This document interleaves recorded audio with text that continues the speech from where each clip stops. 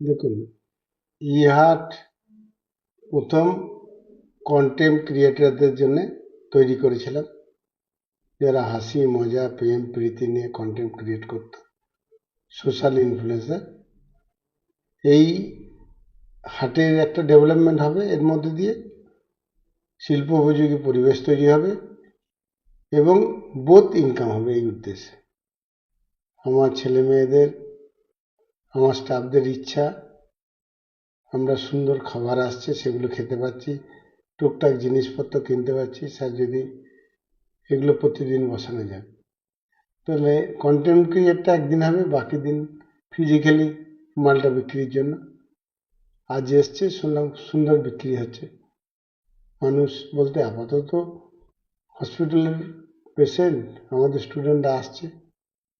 আমি আজ বলছিলাম, যে সমস্ত যুব সম্প্রদায় ইন্টারেস্টেড, রাজ্য সরকারের সঙ্গে কথা বলে শ্যামবাটি থেকে এই পর্যন্ত যদি বাস চালায়, প্রতিটি টিভি ভালো ভিড় হবে, মানুষের উপকার হবে, তাদের উপকার হবে।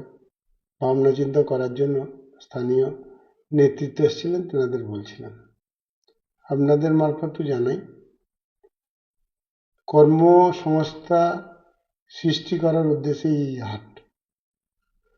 আমি আশা রাখছি 2000 মানুষ বিভিন্ন খাবার, বিভিন্ন হাতের তৈরি জিনিসপত্র নিয়ে এখানে বসবে, সবজি এখানে বসবে। আমার বাড়িতে ধরুন দুটো লাউ হয়েছে, একটা খেয়েছি, একটা বিক্রির দরকার আছে, এখানে এনে দিয়ে দেবে, আরেকজন কিনে নেবে।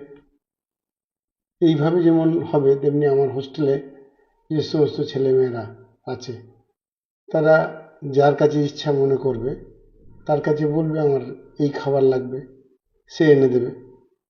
তাহলে আমার ছেলেমেয়েরাও তাদের মতো করে খেতে পারবে। আর ওই বাড়ির লোকটাও হয়তো 5 জনের রান্না করছিল, 10 জনের করবে, তার মধ্যে থেকে সে ইনকামের একটা জায়গা খুঁজে পাবে, এন্টারপ্রেনার হওয়ার একটা উদ্যম পাবে।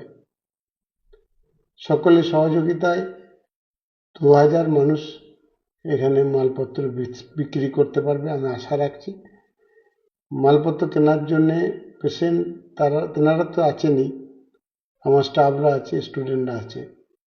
আমি চাইবো আপনাদের মাধ্যমে প্রচার করে ট্যুরিজম বা বোলপুর যাতে টোটাল মানুষজন ক্রয় বিক্রয় উপযুক্ত স্থান, অর্থাৎ নির্দিষ্ট পয়সায়। সর্বোচ্চ বিষয় হচ্ছে, আমরা এখানে কোনো পয়সাই নেব না, যে গরিব মানুষের জন্য আর আমার ছেলেদের পরিষেবা পাওয়ার জন্য এই হাট আমরা তৈরি করছি।